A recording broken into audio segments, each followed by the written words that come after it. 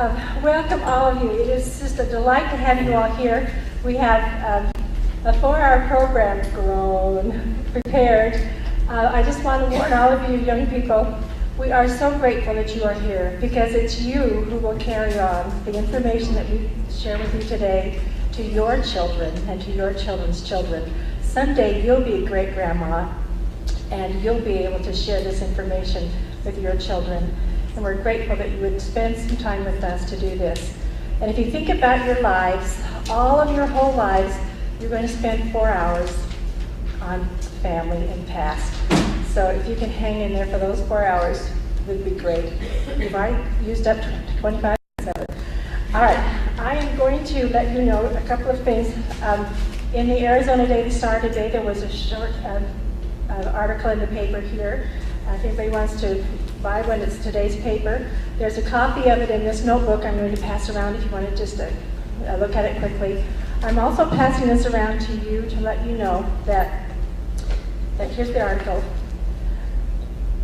I am willing to, because I have this new program, it's called Personal Ancestral File, and it's a database that Cliff uses, and he's given me all of his data so that anyone who wants to give me additional information about your families, I will be more than happy to put it on in the database and then print one out, a pedigree chart for you that has you as the first person and then all of your information. As little or as much as you have at a time, send it to me and I'll get it printed out for you. These are just some samples of what it is that we can do. And in the back, there are 2 forms. You can take one if your family chooses to do this. One is a family group sheet that has the mom and dad and then all the children listed with their names, birth dates, etc. And another one is the family pedigree chart, whichever. But anyway, there's 2 sheets here, one that's just on you and the other's on the whole family. Feel free to take one of those out. And there's also samples of pedigree charts on the family that are already made up that I can also, that are on your discs. That you already have those, they're on your disc. Then there's some loose ones in the very, very front that I just took a sampling of a couple of people that I knew would be here. And your name is the primary name. If you see your name as the primary and you want to take your personal pedigree chart, feel free to do so now.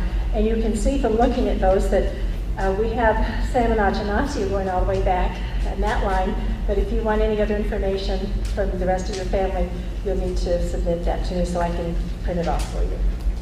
Okay, I will send these around.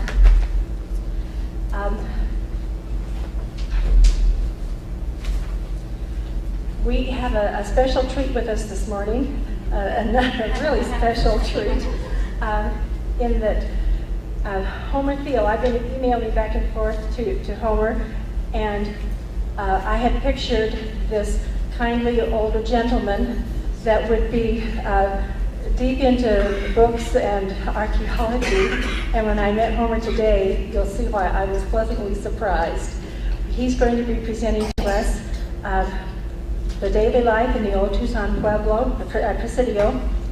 Immediately following Homer's presentation, Homer Thiel, Cliff Stratton will do his presentations as the program indicates. Then we will have a snack break. Around probably 3:30 we'll have a snack break for just 15 minutes. The bathrooms are right here, and then we'll do the rest of the program as quickly as we can. Homer Thiel.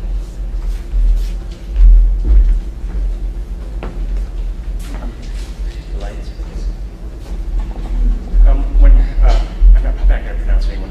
When Hughes was born in 1850, Tucson had been a presidio.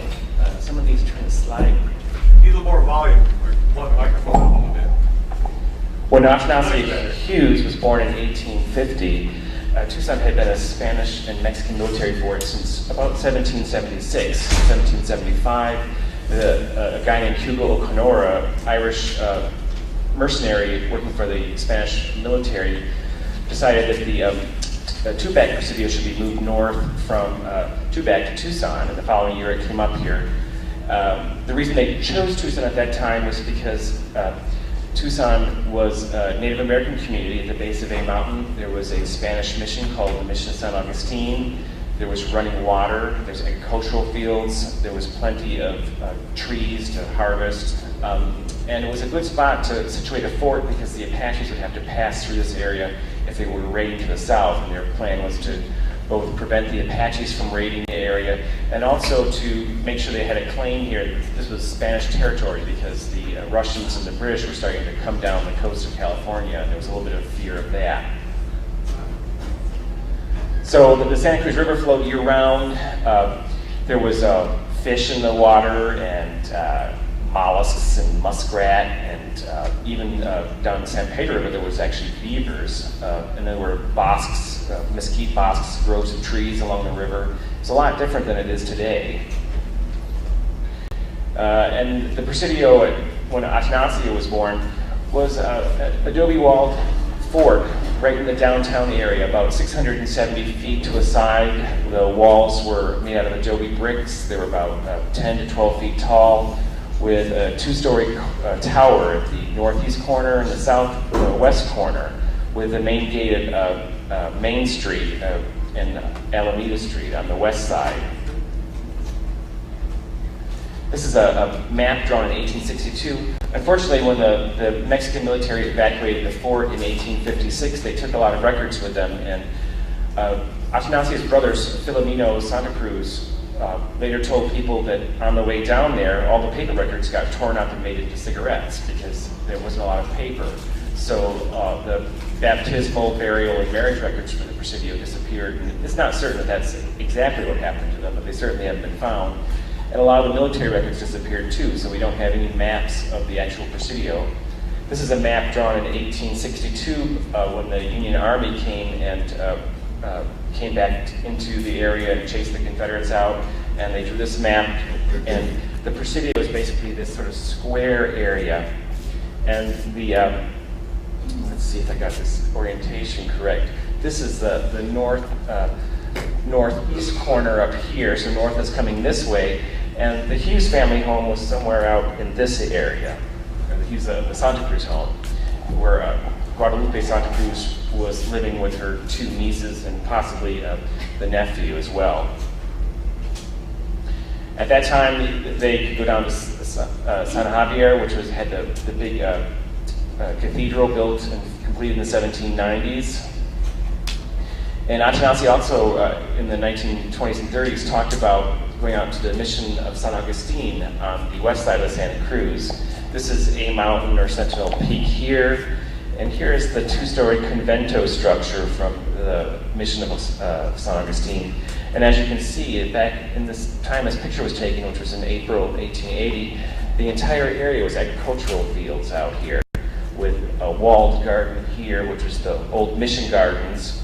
And then you can see the lines of the old, this is actually Santa Cruz running right here with these large trees, but all these smaller lines are the irrigated fields, the little irrigation canals running out there. Here's a close-up of the convento structure with the ruins of the church of the mission right here. And one of the things that Atanasio talked about was that the church was painted white and vermilion on the exterior. And when we did the excavations of the site in 2000, although those structures had been destroyed in the 1950s when the city put a landfill in, we did find some trash-filled pits from the mission, and sure enough we found plaster that had been painted white, or just left white, but we also found plaster that had been painted vermilion. So the accounts that she gave to historians in the 1920s and 30s are some of the most accurate accounts that we have. And here's a close-up of the two-story convento. The city of Tucson is in the process of getting ready to rebuild these structures at the mission and a portion of the Presidio as part of their Tucson's Rio Nuevo project, with hopefully the Presidio portion being started sometime this fall or early next year.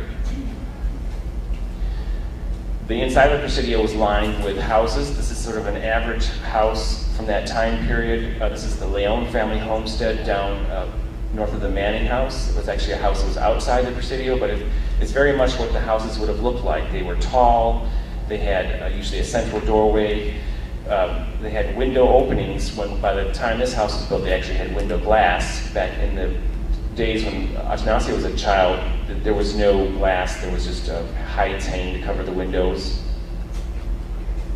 The houses were long and narrow with a central hallway called a sahuan. That was basically an area where you'd open the front and back doors and it would draw the air through and cool the house. This room here is the kitchen of the house. It had a corner fireplace up there, and this room was the living room. And this is kind of a very typical house. It measures about 50 feet long by 20 feet wide. And in this particular house, there were as many as a dozen people living at the same time. So her family was not as big, so her house wouldn't have been as crowded. But you can imagine living conditions must have been pretty bad back then. And this is a picture taken in 1980 that shows, again, what the style of housing was like and the irrigated agricultural fields out in the foreground. And when we did our archaeology projects, we've been finding a lot of the prehistoric and historic canal alignments. So this just shows what some of them look like in the area south of Congress Street, west of the Santa Cruz River, which doesn't make a whole lot of sense to you guys. But so, as a child, Atanasio was raised by her aunt after her father probably died in the 1850s, perhaps in the cholera epidemic, and her mother died supposedly when she was 8 years old, about 1858. So Atanasio was raised by her aunt and lived there with her sister and brother. Her ancestors were military soldiers, and this is a very typical attire of a soldier in Mexico, although the soldiers from Presidio probably did not have as nice of clothes. When the Americans came through in the 1840s, they described the soldiers here in Tucson as being dressed in rags because we were so far north and so far removed from any stores or military outposts that they had to make do with what was what. By the 1850s, the Mexican government really wasn't providing much in terms of support for the Tucson Presidio. It was a very hard life because the Apaches at that time were raiding really often, and Atanasio later said that everybody that lived in the Tucson Presidio knew at least one family member that had been killed by the Apaches when they were raiding Tucson. In response, the soldiers in Tucson would go out with their lances and attack the Apaches fairly often, and it was sort of a state of constant guerrilla warfare from basically the 1820s onwards. I've been doing research on all the families that lived in Tucson prior to 1856, and that involved, among other things, getting records that no one had seen before from Spain. So this is a list of the soldiers in the Tucson Presidio in the 1816s, and it has the rank of the soldier, their name, and then it describes what they were doing that particular month. For instance, there's a guy named Jose Ramirez who is working with a horse herd.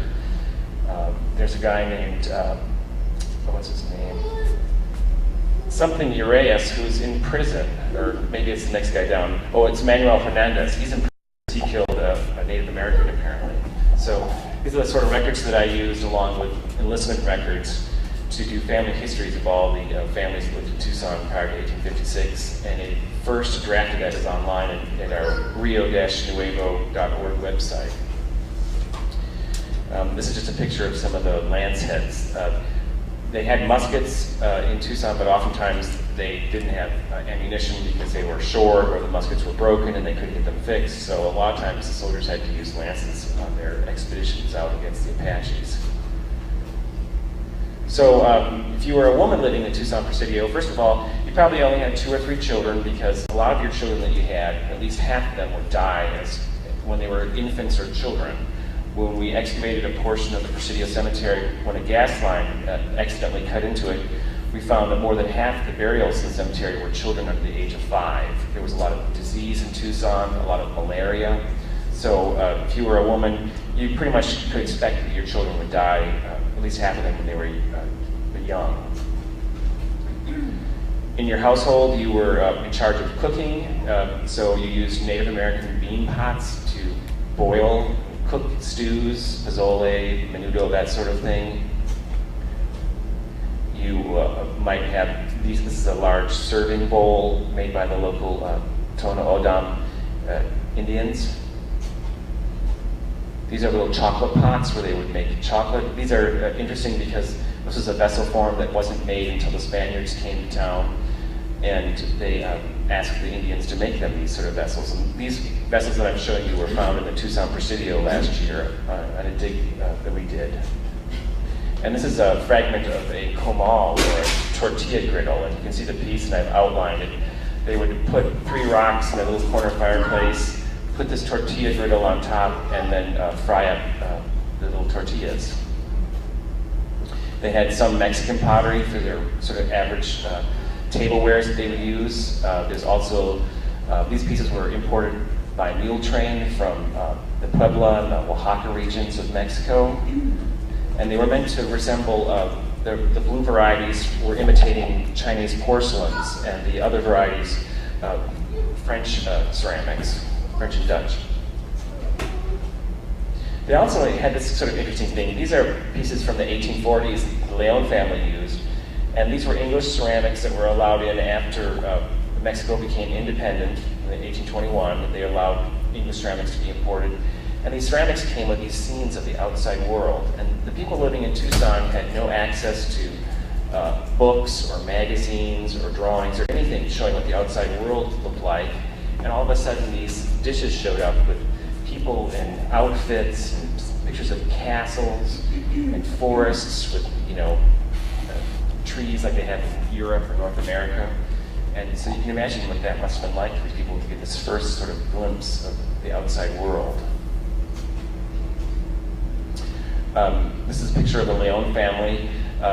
These people were friends with the Hughes family, I'm sure, because Ramona, who was sitting there, was born in 1823, and her daughters were the same generation as Atanasia and Petra. The woman on the left is, her name was Maria, and she lived up into the 1950s, and there are plenty of people today that remember her. And the woman on the right is Cleofa, or Sister Amelia. She was the first nun, Tucson woman to become a nun. And you notice that she's got a nun's cross hanging down on her rosary. And when we excavated their house, we actually found her nun's cross lying there. Everybody in Tucson at that time was Catholic. The records from the 1860s show that the Santa Cruz women were members of the Order of the Rosary, which is sort of like a women's aid group that was part of the Catholic Church. And religion was one of the sort of cohesive things in the community. In terms of the types of food that you would eat, they mostly ate things like wheat and corn. In terms of their average everyday thing, they'd have wheat tortillas and corn tortillas. Mostly they eat beef, a lot of mutton, and they had a few pigs in Tucson, lots of chickens. But they also went out in the desert and harvested cactus fruits, prickly pear fruits, wild seeds, and that sort of thing. Because Tucson was so far in the north, there wasn't a lot of imported foods, but they did import chocolate and wine and olives. They didn't import coffee because when the first time somebody in Tucson saw coffee beans, they thought they were, when they were asked to make coffee, they proceeded to try to boil them in water to make refried beans. So I kind of threw this together. This isn't a talk that I normally give, but Tucson in the 1850s, it was a different place. There were about 400 people living here, 100 soldiers and 300 civilians and family members. To the northwest and the south of the Presidio, there were small communities of Apaches that lived here. And then over at the mission, there were a few Native Americans living with a scattering of farm families out in the fields. But that was it. There were maybe 700 people total in Tucson. And yesterday the paper said that we had just reached 500,000. The average lifespan would be perhaps 40 to 45 years old. You'd have probably 2 kids, maybe a couple grandchildren living. You were Catholic. You were fairly short. People were like 5'1" to 5'3". And what always amazes me is when the rest of the southern Arizona kind of cleared out, when the Native Americans started their raiding, Tucson hung on. And I always wondered, why did people stay here? And I've never been able to figure that out, but I guess it was a great place to live back then. So that's my talk. I hope I provided some information. Thanks.